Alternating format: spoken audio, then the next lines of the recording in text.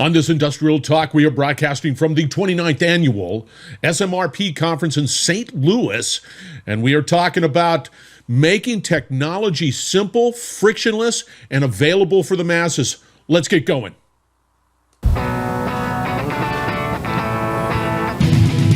Welcome to the Industrial Talk Podcast with Scott McKenzie. Scott is a passionate industry professional dedicated to transferring cutting-edge, industry-focused innovations and trends while highlighting the men and women who keep the world moving. So put on your hard hat, grab your work boots, and let's go. All right, once again, welcome to Industrial Talk, the #1 industrial-related podcast in the universe. And I don't think I'm overselling that. And we are broadcasting live from the 29th Annual SMRP Conference here in St. Louis, Missouri. Wonderful venue, incredible. If you want to educate yourself, you come to this thing. In the world of maintenance, reliability, asset management, and now we're throwing in technology in a big way. Big time. I want to thank Accruent as well as Fluke Reliability. If I go out to their handy-dandy website, I'm going to find a couple of things. Here is Fluke Reliability. Provides maintenance and reliability professionals the data to do the job asset by asset wherever they are. Try to argue against that one. You cannot. Do not come to me and say I can argue that. And then, of course, Accruent. They're about real estate, they're about facilities, they're about asset management, of course. Gain the insights to transform how your organization manages its physical resources. You need that. They're a great company. Both are great companies, great people, great solutions. No fuss, no muss. Find out. Go to their website. You will not be disappointed. All right, hot seat.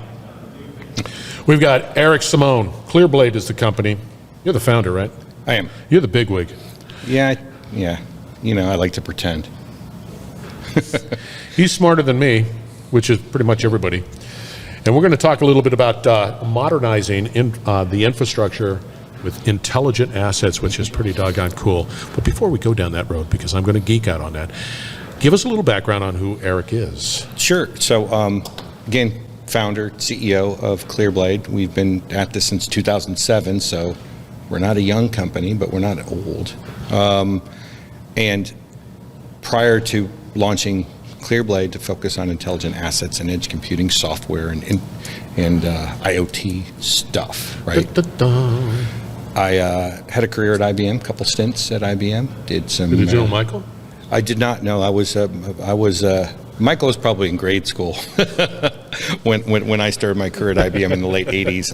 I started off doing air traffic control programming. No way, really? out of the DC area on mainframes. So I was a young mainframer back in the late 80s. And then I spent a couple years there. I did a stint at Johns Hopkins Hospital. I got to build patient intake systems as a 23-year-old back in the day.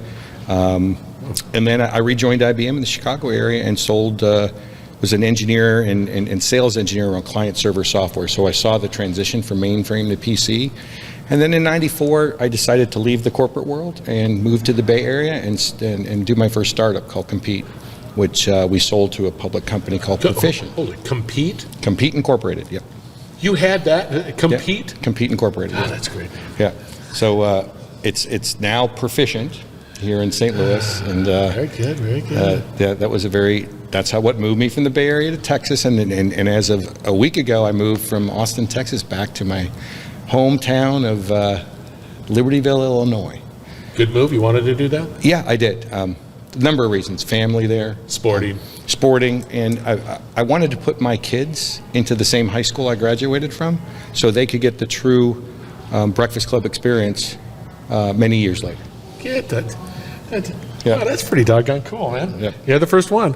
All right, let's venture into this. One of the themes that I like that you constantly, and we'll talk about it, that you constantly sort of harp on in a nice way, not a bad way, but it's your obligation, you as a coder, you as a programmer, you as a creator of systems, you're obligated to simplify. Yep. You're obligated for the end user to be able to achieve what they need to achieve without the fuss or muss, because I would imagine you know that if it's hard, I'm not using it. Yep, totally true. I've seen it my whole career, right?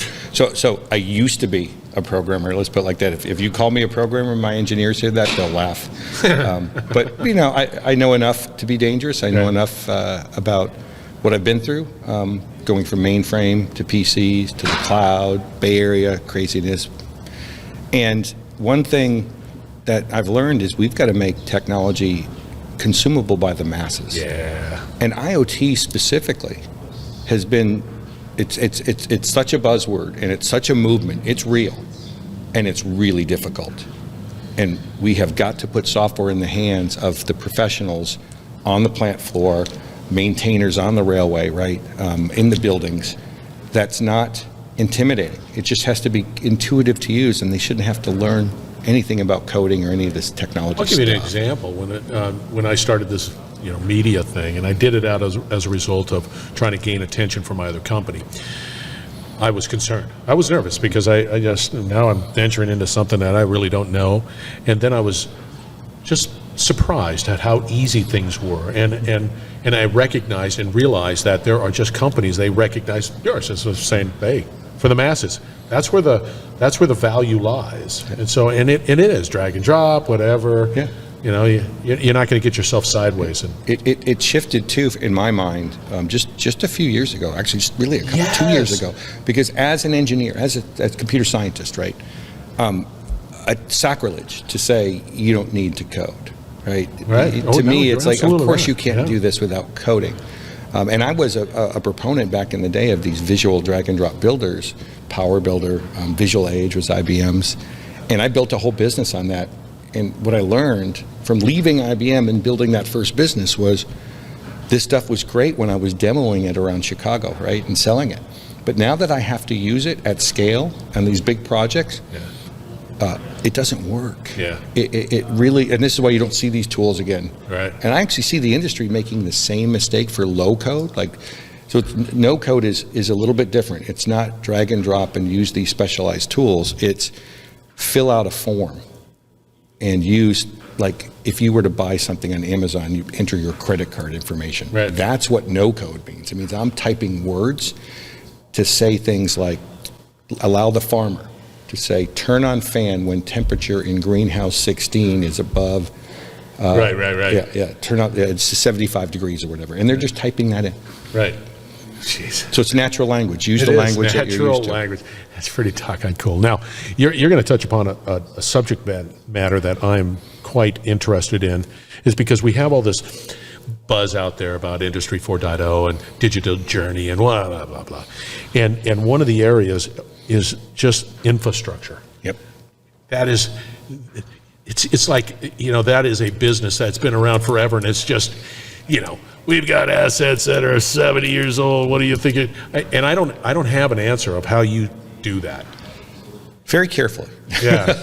Well, one of the reasons we focus on infrastructure is because that's what the industry led us there, right? So as we started selling our software, we were selling into industries like rail, right? Big iron, right?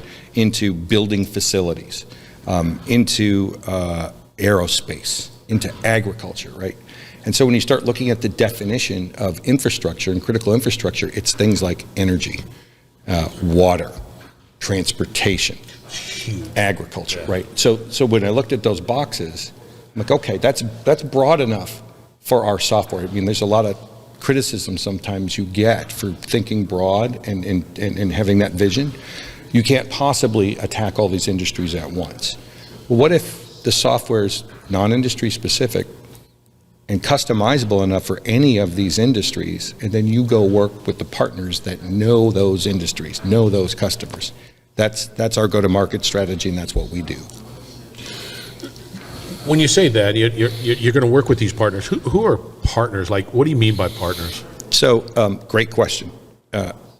People who know their customer, who know how to bring the best technology to bear, both hardware and software, but aren't building bespoke solutions over years of development.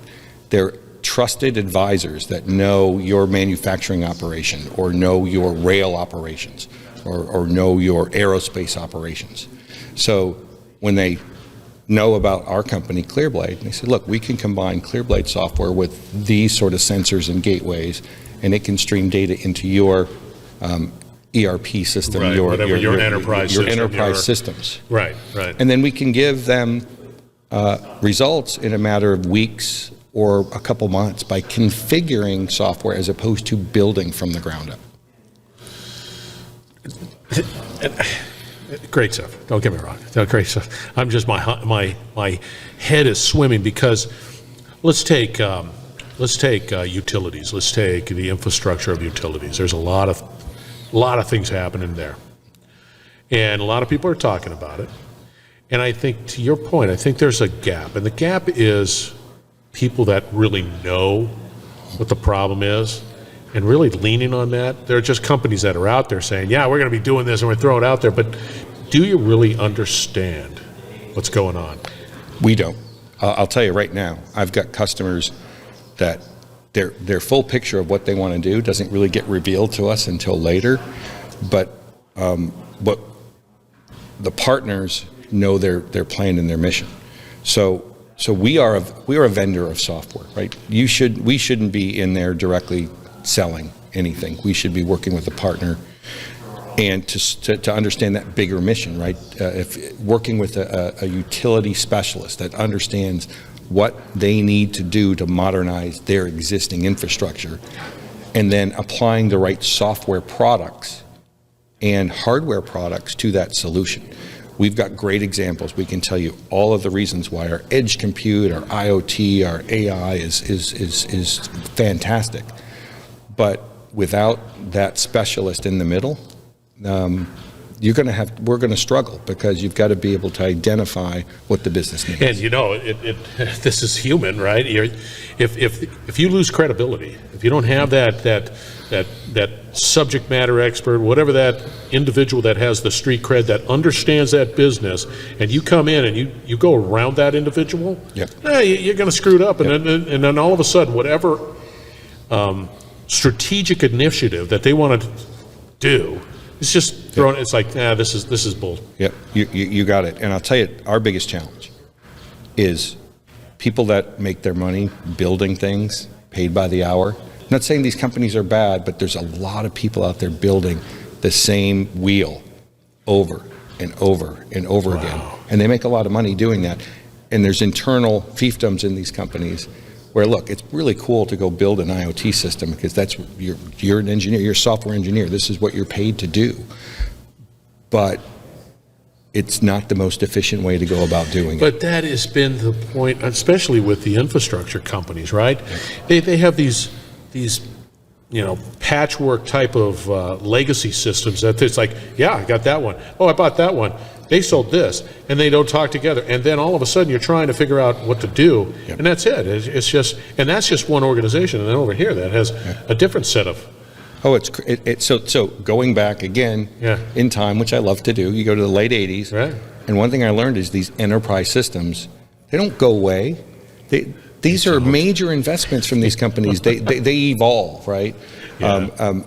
And you better know how to work and play nice with those big systems and be a valuable component. So play nice with others, other software, other hardware, and be that flexible piece of software that can tie this stuff together.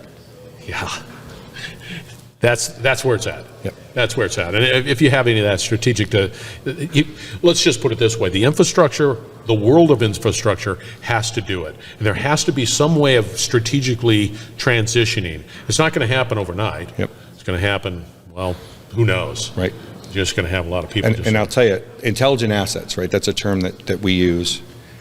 That is focused on the operator, the maintainer, the business person, and that's a shift for us, because we were selling to the technology people. Look, here are your picks and shovels before the pandemic hit. And then what happened during the pandemic is the customers that continued to buy were buying buying the value of intelligent assets by adding sensors into their operation, adding edge gateways in, but using our intelligent asset system. So when we looked at the future, which looked pretty bleak a year plus ago, right?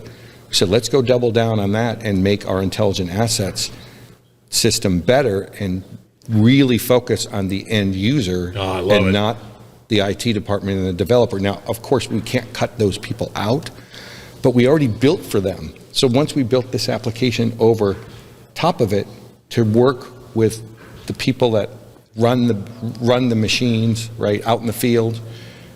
Then they started using it. Then IT starts getting involved. Say, wait a minute, what are you using here? Oh, let's open it up and do more. And then we give them that capability too. So we just go in a different manner now. See, and I like that because that is really where the rubber meets the road. The operators are the one that keep the assets running and doing whatever they have to do, and they do a great job. And the world doesn't have enough software nerds, right? So there's so much to build. We shouldn't be building it all. There's other high-level things to do with AI and ML and other stuff. So upskill that stuff, right? There's a lot out there. It is. I don't know how you guys keep up with it. Even I get overwhelmed. It's never boring. It's never boring. How do people get a hold of you? Eric Simone at clearblade.com. ESIMONE. Okay, good. One word. You don't have a dot in there? No dot between Eric and Simone? The dot gets scraped away anyway with the server, so it's actually meaningless. That's a technical thing. It is. It is? Dots don't matter. Just so you know.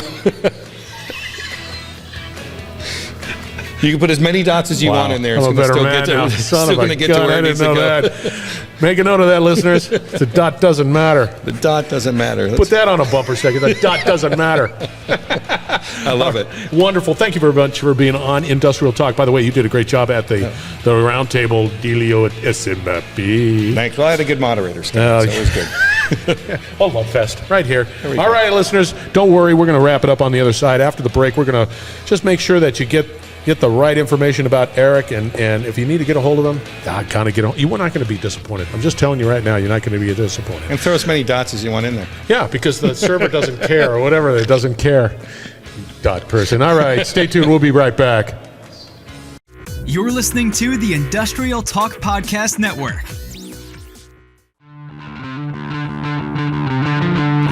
All right. Eric Simone, thank you very much for being on Industrial Talk, and we were broadcasting from the 29th Annual SMRP Conference. Put this in your pipe and smoke it. We've got to make technology simpler. We've got to remove the friction.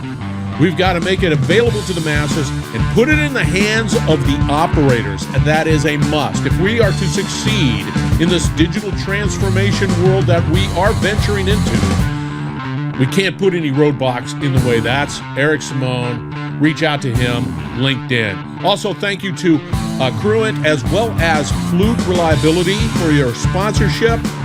Go out to their both websites. Great company, great people, great solutions, solving problems. Accruent, Fluke Reliability, make it happen, Captain.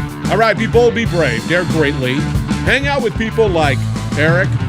Be bold, be brave, and daring greatly. You're going to change the world. All right, we're going to have another great interview from the 29th Annual SMRP Conference shortly.